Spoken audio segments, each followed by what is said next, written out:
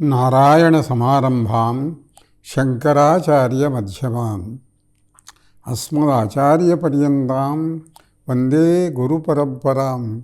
సిద్ధ గురు పరంపరకు ప్రణామాలు సమర్పిస్తూ ఉన్నాను. ఇవాళ కాశీలోని మన సిద్ధాశ్రమంలో శివలింగ ప్రతిష్టలు అద్భుతంగా జరుగుతూ ఉన్నాయి.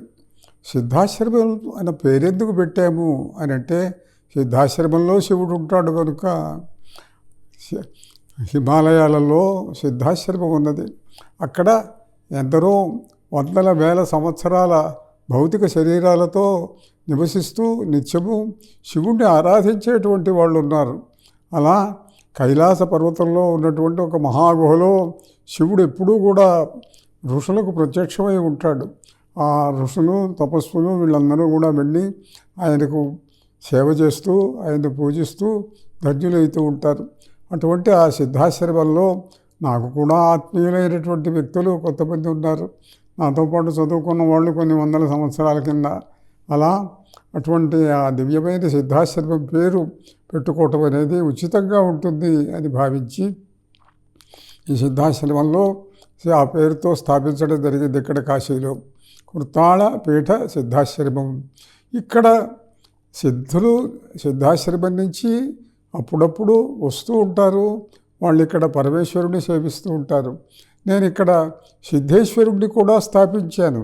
ఇక్కడ కాళీదేవి, భైరవుడు, సిద్ధేశ్వరుడు వీళ్ళను స్థాపించడం జరిగింది. సిద్ధేశ్వరుడు అన్న పేరెందుకు అని అంటే, ఆయన సిద్ధేశ్వరుడు కనుక, కైలాసంలో ఉన్నది సిద్ధేశ్వరుడు కనుక, సిద్ధాశ్రమానికి అధిపతి ఆయన కనుక ఆ సిద్ధాశ్రమ నాయకుడు, వల్లభుడు, పూజితుడు, ఋషి పూజితుడు అయినటువంటి సిద్ధ పూజితుడైన ఆ పరమేశ్వరుడు ఇక్కడ సిద్ధేశ్వరుడిగా ప్రకాశిస్తూ ఉన్నాడు. కాగా వాళ్ళ మీరందరూ కూడా శివలింగ ప్రతిష్టలు చేస్తూ ఉన్నారు. శివలింగ ప్రతిష్ఠ చేస్తే ఏమొస్తుంది? నిన్న కూడా చెప్పాను. ఏ కోరిక కోరితే అదెల్లా ఇస్తాడు పరమశివుడు. కోరకపోయినా ఇస్తాడు. దేవతలందరూ వాళ్ళ దిక్పాలకులందరూ కూడా కాశీలో తపస్సు చేసి సాధించినటువంటి వాళ్ళే. ఉదాహరణకు భాగవతంలో ధ్రువుడి కథ ఉన్నది. ధ్రువుడు విష్ణుమూర్తిని గురించి తపస్సు చేసి ఆయన శాశ్వతత్వాన్ని పొందాడు అని ఉంది. కాశీఖండంలో ఏముందో తెలుసునా? ఆయనకు శాశ్వతత్వం రావాలి అనంటే కాశీ వచ్చి తపస్సు చేయాలి అనంటే విష్ణుమూర్తి గరుత్మంతుడి మీద ధ్రువుడిని ఎక్కించుకొని తీసుకొచ్చి ఇక్కడ తపస్సు చేయించాట. అలా చాలా విశేషమైనటువంటి అంశాలు ఎన్నో ఉన్నాయి కాశీ మహాపురాణంలో.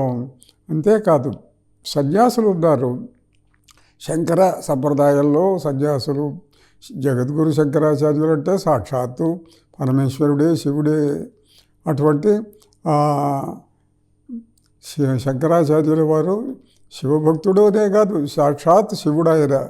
అటువంటి శంభోర్మూర్తి చరతి భువనే శంకరాచార్య రూప. శంకరాచార్య రూపంలో శివుని యొక్క మూర్తి సంచరించింది భూమి మీద అని చెప్పి, సన్యాసులకు సహజంగా సిద్ధి పొందిన తర్వాత ఏం చేస్తారు అని అంటే, కొంతమంది అంటే సన్యాసులు అగ్నిస్వరూపులు కాబట్టి వాళ్లకు దహనం చేయటం ఉండదు.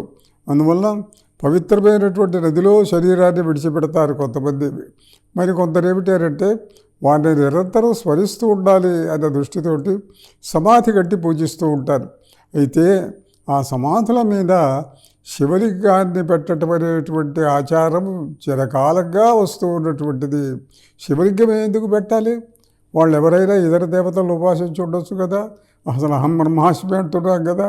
ఇట్లా ఎవరిదైనా పెట్టచ్చు కదా అని అంటే కాదు, శివలింగమే పెట్టడం ఆచారం. ఎందుకంటే శివుడు సాక్షాత్ పరబ్రహ్మము కనుక, ఆయన్ని మించినటువంటి వాళ్ళు ఎవరు లేరు కనుక.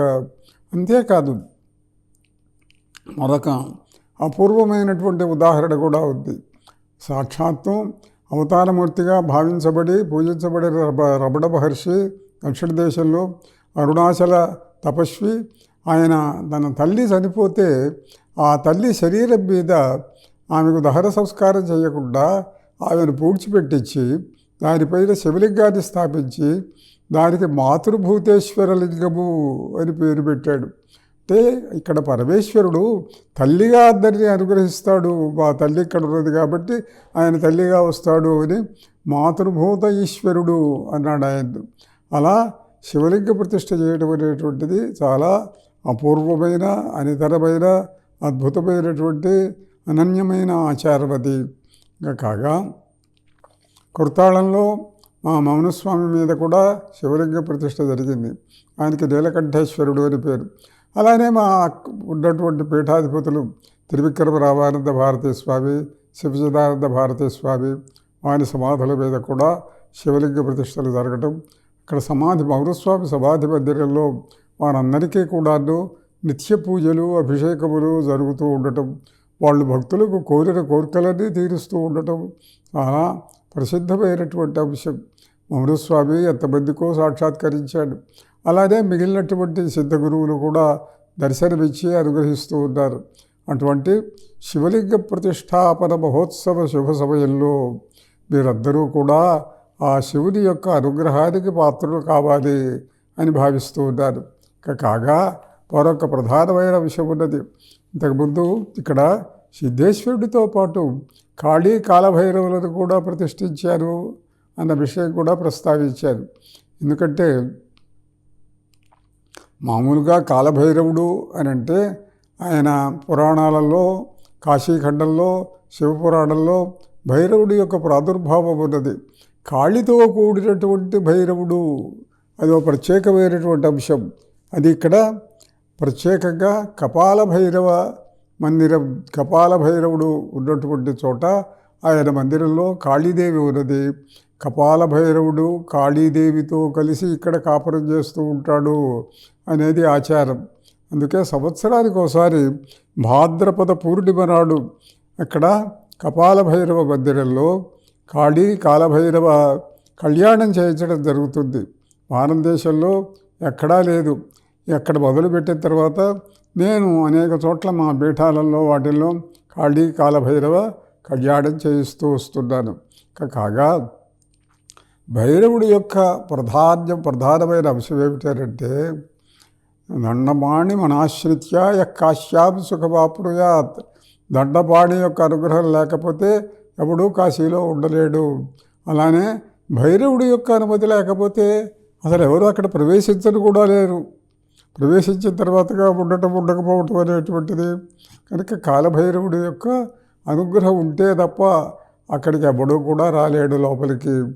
చిన్న ఉదాహరణ చెబుతాను. చాలా కాలం కింద చెప్పినటువంటి జరిగిన కథ అనుకోండి.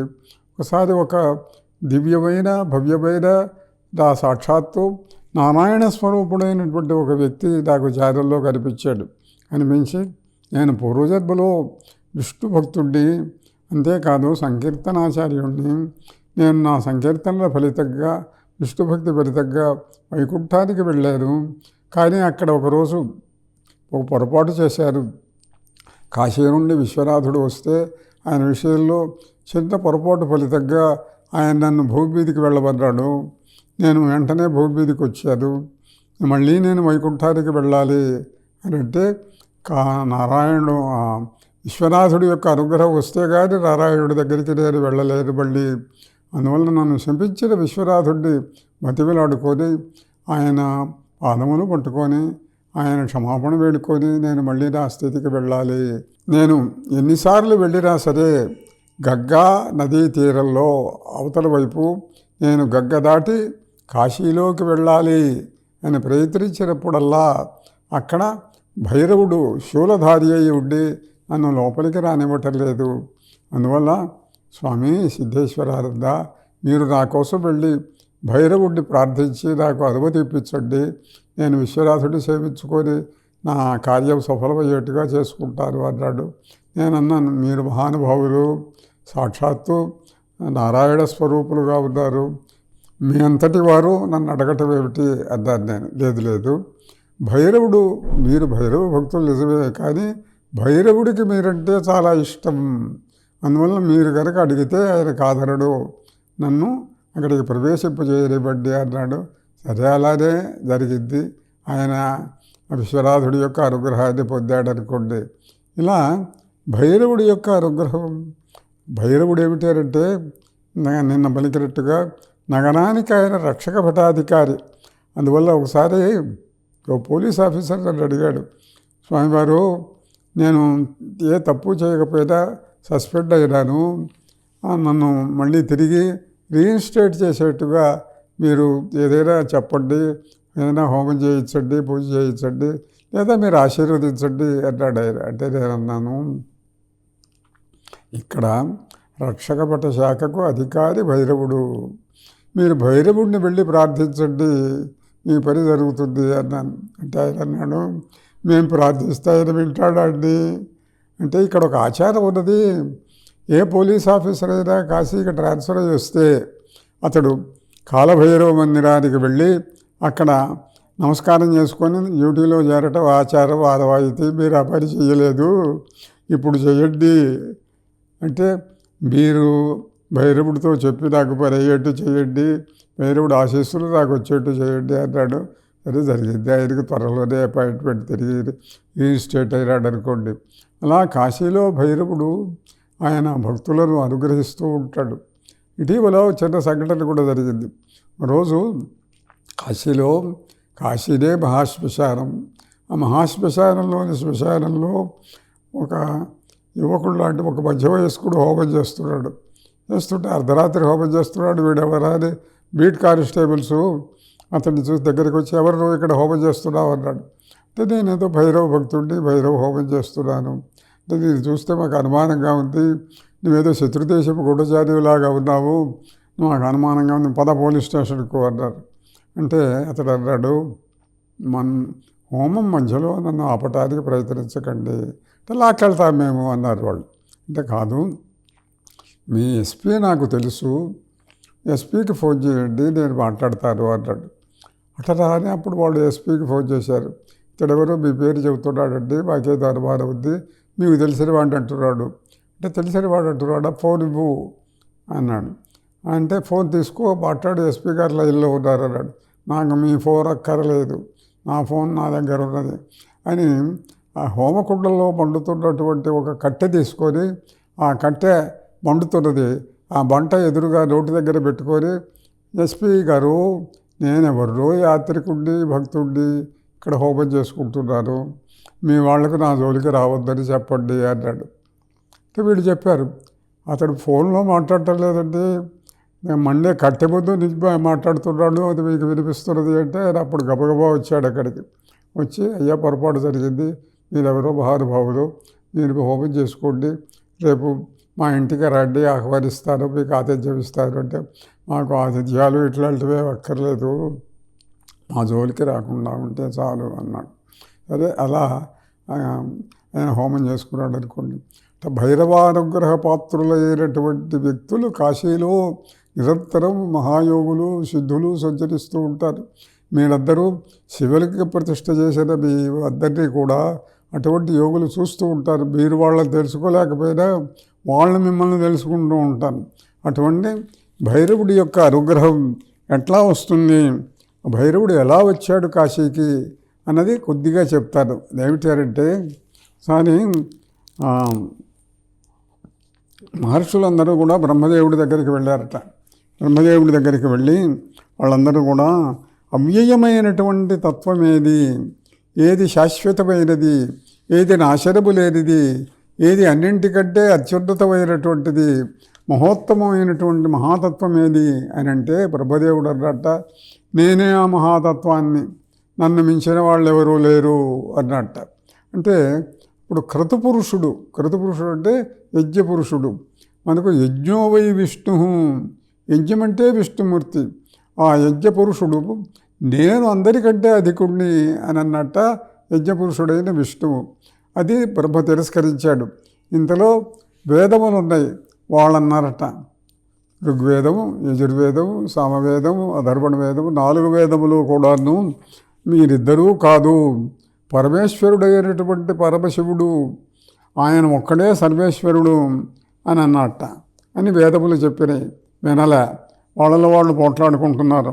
అప్పుడు వాళ్ళ మధ్య ఆయన దివ్యమైనటువంటి తేజోరూపంతో ఆయన అక్కడ ప్రత్యక్షమైనట్ట. అర్ధశశిభూషణుడు, స్వయం ప్రబుద్ధుడు, ఉన్నతుండు నిత్యోన్నత జ్యోతి. అతడి ఆ మహాస్వరూపం చూసి వీళ్ళందరూ కూడా ఆశ్చర్యచకితులైనారు. అయితే పరమశివుడు అన్నట్ట, బ్రహ్మ నువ్వు చాలా చిన్నవాడివి, నీవు ఇంత అహంకరించి పలకటం మంచిది కాదు అని అంటే ఆయన అన్నట్ట, శివా నీవు ఒకప్పుడు నా లలాట స్థలంలో నుంచి పుట్టావు, నువ్వు ఏడుస్తూ పుడితే నీకు రుద్రుడు అని నామకరణం నేనే చేశాను, నీవేమిటి వాళ్ళు నాకంటే గొప్పవాడని అంటావు అని అంటే, నన్ను శరణు వచ్చి నా వల్ల రక్షణ మంది బతుకు అన్నట్ట. అంటే శివుడికి కోపం వచ్చింది. కోపం వస్తే ఆ కోపంలో నుండి శుంభదవగాఢ రోష విస్ఫురణ వలన విశ్వసన్నాహ సంహార సన్నాహ విషమ సుషమ పరుష దుర్భైరవుడైనటువంటి భైరవుడు ప్రభవించాడు. శివుడి యొక్క రోషములో నుండి పుట్టాట ఆయన. ఆ రోషంలో నుండి పుట్టి అతడు వెంటనే బయలుదేరి ఒక విరించి యొక్క 5 ముఖములు, ఆయనకు 5 ముఖాలు అనేవి బ్రహ్మదేవుడికి. అందులో ఒక ముఖాన్ని ఆయన ప్రఖర దీర్ఘ హస్త నఖరధార త్రుంచే గోటితో గిల్లేసేట ఒక ముఖాన్ని. అప్పటి నుంచే 4 ముఖాలైనవి అని ఈ విధంగా చేసేసరికి బ్రహ్మదేవుడు భయపడిపోయి వెంటనే పరమశివుణ్ణి నారాయణ అంత శైవములైన స్తోత్రములతో స్తోత్రం చేశాడు. నారాయణుడు స్తోత్రం చేసిన తర్వాత మరి ఆ పుట్టిన వ్యక్తి ఎవరు? మరి పుట్టాడు కదా, రుద్రస్వరూపుడు. రుద్రుడిలో నుంచి పుట్టినటువంటి వాడు, ఆయన కోపంలో నుంచి పుట్టినటువంటి వాడు. అప్పుడు ఆ భైరవుడు అతన్ని చూసి, నీవు బ్రహ్మ యొక్క శిరస్సును తొలగించావు కనుక ఆ బ్రహ్మ హత్య నిన్ను ఆవరించి ఉంటుంది. అంతేకాదు ఆ తొలగించబడిన, ఖండించబడిన, గిల్లబడిన ఆ కపాలం, బ్రహ్మ యొక్క కపాలం నీ చేతిలో ఉంటుంది అని చెప్పి వీళ్ళ మీద ఇక కోపపడవాకు. ఈ కృతపురుషుడు అంతేకాకుండా మిగిలిన వీళ్ళందరూ కూడా నీకు చాలా మాన్యులైనటువంటి వ్యక్తులు, వాళ్ళ అధికారాలు వాళ్ళకు ఉన్నాయి. నీవు ఇప్పుడు పని చేయి, ఈ బ్రహ్మకపాలాన్ని ధరించి నీవు భిక్షాటన చేస్తూ కాపాలిక వ్రతం చేస్తూ ఉండు అని భైరవుడికి ఆజ్ఞ ఇచ్చాడు పరమశివుడు. అటువంటి ఆ బ్రహ్మహత్యనేమో ఆవహించింది, బ్రహ్మకపాలమేమో చేతిలో ఉన్నది. అటువంటి ఆయన బయలుదేరి లోకాలన్నీ సంచరిస్తూ వైకుంఠానికి వచ్చాట. ఒకరోజు వైకుంఠానికి వచ్చేసరికి నారాయణుడు చెప్పాట లక్ష్మీదేవితోటి, లక్ష్మి చూశావా, సాక్షాత్తు పరమేశ్వరుడు వస్తున్నాడు, మహాపురుషుడు ఆయనకు స్వాగతం చెప్పాలా అని. జలజాక్షి ఇతడువో సకల యోగేంద్రులు భావవీధులగాంచు పరమతత్వము అని, లలితాంగి ఇతడువో అలగు తేజమున విశ్వము వెలిగించు విశ్వనాథుడు అని. మనకు ఎంత అదృష్టం వచ్చిందో ఇవాళ మహాపురుషుడికి ఆతిథ్యం భిక్ష వేసేటువంటి అదృష్టం కలిగింది అని అంటే, ఆ సంగతి తెలుసుకొని లక్ష్మీదేవి ఆమె వెంటనే చక్కగా భిక్ష తీసుకొచ్చి సర్వ పదార్థములతోటి కూడా సాక్షాత్తు శివస్వరూపుడైనటువంటి ఆ భైరవుడి యొక్క హస్తపాత్రికలో అమృత దివ్యాన్నం పెట్టింది. ఆ దివ్యాన్నం, ఆ భిక్షకు మనోరథవతి అనేటువంటి ఒక ప్రత్యేకమైన నామం కూడా ఉన్నది. అంటే లక్ష్మీదేవి ఇచ్చిన భిక్షకు మనోరథవతి అని పేరు అన్నమాట. అక్కడి నుంచి అతడు బయలుదేరి లోకాలన్నీ కూడా తిరుగుతూ బ్రహ్మ లోకంలో బయలుదేరినటువంటి వాడు ఇవాళ వైకుంఠానికి వచ్చి ఇంకా అన్ని లోకాలు కూడా తిరుగుతూ చివరకు కాశీ వచ్చేట. కాశీ వచ్చి విశ్వేశ్వర నివాసంలోకి ప్రవేశిస్తూ ఉండగానే ఆయనలో ఉన్నటువంటి ఆ బ్రహ్మహత్య హాహాకారం చేస్తూ కింద వెళ్ళిపోయింది, అవతలికి వెళ్ళిపోయింది కాశీ ప్రవేశించలేక. అట్లనే హస్తమున ఉన్నటువంటి బ్రహ్మ కపాలం కూడా ఊడి నేల మీద పడిపోయింది. దానికి కపాల తీర్థం అన్న పేరు వచ్చింది. అలా బ్రహ్మచారి అయినటువంటి ఆ భైరవుడు వటుకనాథుడు ఆనందకాననంలో కాశీలో నివసిస్తూ ఉన్నాడు. అటువంటి ఆ భైరవుడిని కనుక పూజించేటట్టయితే అతడి వాళ్ళ కపాల భైరవుడుగా, కాలభైరవుడుగా, ఆది భైరవుడుగా ఎన్నో రూపాలలో ప్రకాశిస్తూ ఉన్నాడు ఆయన. ఆ భైరవుడిని కనుక ఆరాధించేటట్టయితే సర్వకామ్యములు సిద్ధిస్తవి. అందువల్ల మీరందరూ కూడా శివ పంచాక్షరి చేయండి, అంతేకాకుండా భైరవ మంత్రం చేయండి, కాళీకాల భైరవ మంత్రం చేయండి. ఆ పరమేశ్వరుడు యొక్క దివ్యానుగ్రహాన్ని పొందండి. శుభమస్తు. నారాయణ నారాయణ.